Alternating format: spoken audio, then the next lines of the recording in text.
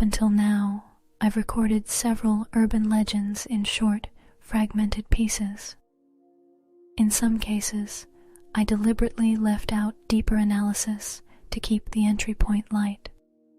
But some stories change their meaning once you know the background behind them. Today, I'd like to organize those records and leave a few additional notes. Tsukima Onna, she's a shy one. Shows up in spaces no normal human could fit into, just to watch you from the dark. Once she takes a liking to someone, she sticks to them, peeking from every gap she can find. A real stalker spirit with commitment issues. If she picks you, well, good luck handling the pressure of being monitored 24/7. Anyway, I'll wrap it up here. Your new girlfriend has been glaring at me over your shoulder this whole time. The urban legend known as a Gap Woman is often considered a modern invention. However, stories with a similar structure can be traced back much further. In Edo period anecdotal collections, there are accounts of a woman suddenly emerging from a small storage space and vanishing just as quickly.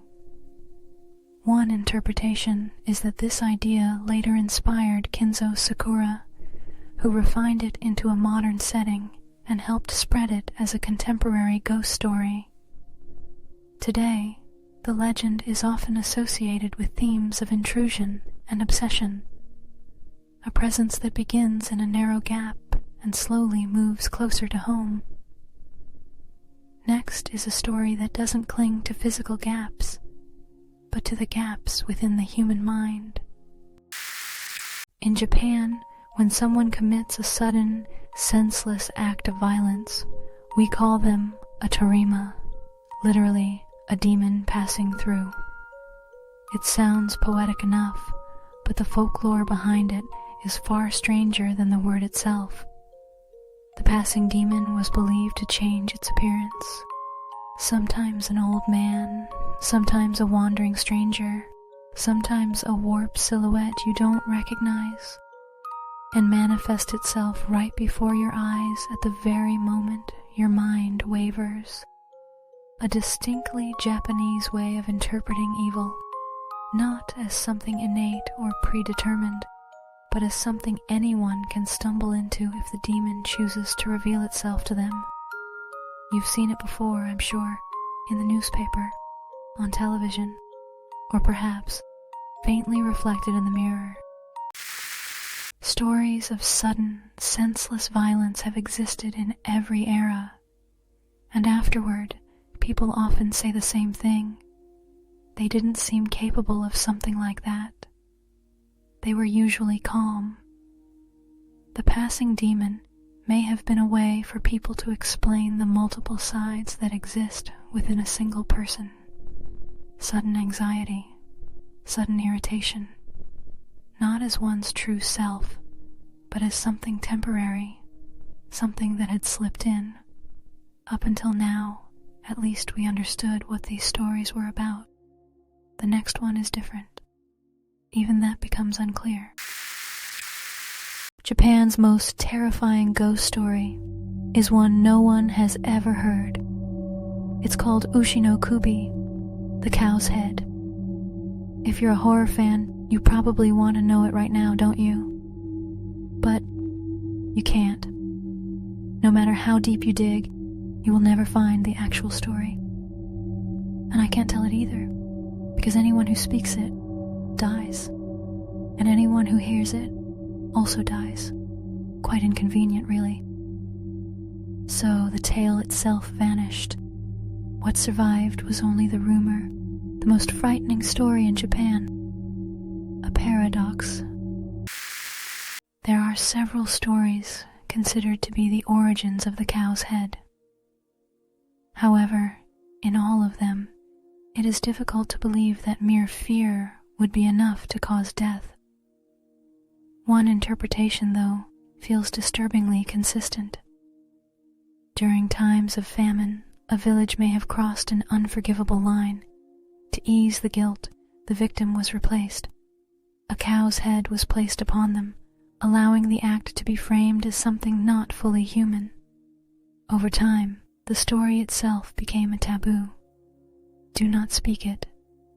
Do not hear it. And only that rule remained. This interpretation is also considered to be a later creation, possibly inspired by manga. Even so, it offers the most convincing explanation for why the story itself came to be something that must not be spoken. Next, let's look at a ritual where the act of telling itself holds meaning. In Japan, there's a ritual called Hyakumonogatari, the 100 ghost stories. You place 100 candles in a dark room, tell a scary tale, and blow out one candle each time. And when the last candle goes out, people say something always appears. This part is from an experiment I did with my research team. We finished the 100th story. The final flame went out on its own.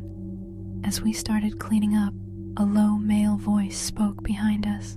What about my story? We froze, turned around.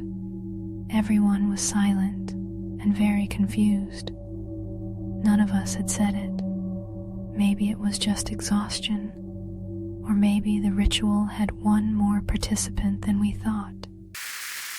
In the short version, I explained Hyakumonogatari primarily as a form of spirit summoning. However, its origins are said to include several possibilities. One is that it began as a test of courage among samurai, where participants were expected to remain unfazed by fear as frightening stories were told. Another traces it to professional storytellers, otojishu, who served shoguns and daimyo, figures who held positions comparable to the aristocracy in other parts of the world. These storytellers would collect stories and recount them directly before such elites.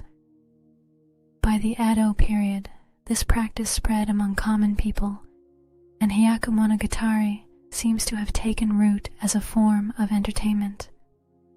I've taken part in this ritual myself, sitting with colleagues, feeling a quiet sense of excitement, until that final line was spoken. Urban legends are entertainment, and learning where they came from can be just as enjoyable. That's all for today. If it was too frightening, don't think about it too deeply. I'll return once there's more to record.